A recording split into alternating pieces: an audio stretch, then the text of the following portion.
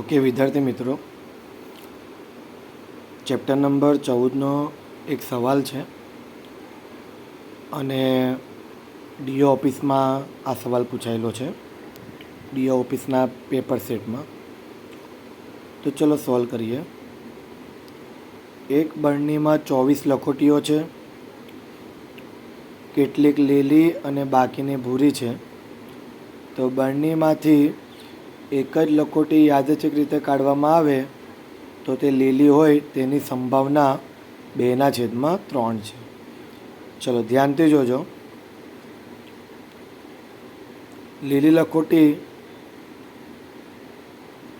આપણી પાસે તેની સંભાવના આપી છે, એટલે હું લખી દઉં છું પી ઓફ ગ્રીન. લીલી એટલે ગ્રીન થઈ જાય, પ્લસ મારી પાસે બ્લુ લખોટીની સંભાવના નથી એટલે પી ઓફ બી બરાબર 1. કોઈ પણ સંભાવનાનો સરવાળો 1 થાય, રાઈટ? ચલો તો આપણે પી ઓફ બીની સંભાવના શોધી નાખીએ, એટલે કે ભૂરી લખોટીની સંભાવના. ચલો લીલી લખોટીની સંભાવના 2/3 મૂકી દઈએ આપણે. પી ઓફ બી આપણે શોધવાની છે.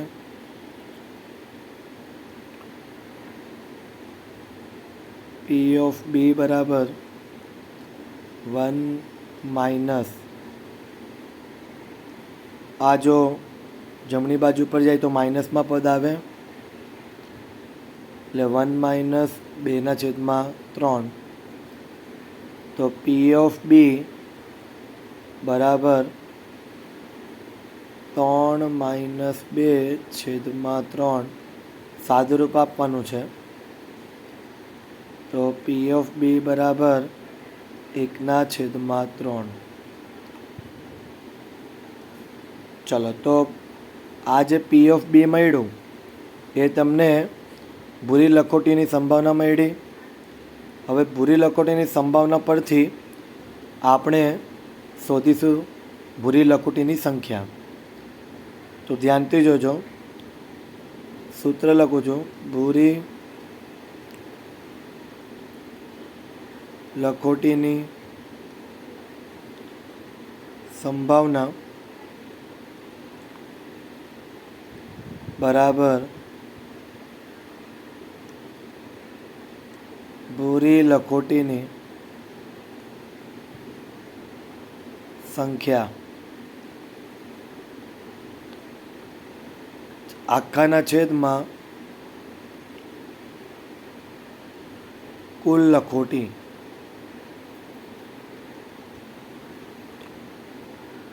ચલો ભૂરી લખોટીની સંભાવના એટલે પી ઓફ બી કહેવાય. ભૂરી લખોટીને તમારે એક્સ ધારવાની. શું ધારી લેવાની? એક્સ. કુલ લખોટી કેટલી છે? રકમમાં આપી છે 24. ચલો પી ઓફ બીની વેલ્યુ 1/3 બરાબર એક્સ છેદમાં 24. બોલો 24 એકા 24 આખાના છેદમાં 3 બરાબર એક્સ. 8 ટાલી 24. તો તમને એક્સ બરાબર 8 મળી ગયો. એક્સ બરાબર 8 એનો મતલબ કે તમને મળી ગઈ ભૂરી લખોટીની સંખ્યા, જેને આપણે એક્સ ધારેલો હતો, બરાબર? એટલે ભૂરી લખોટીની સંખ્યા તમને મળી ગઈ 8. તો આવી રીતના પણ આ દાખલો તમે કરી શકો છો.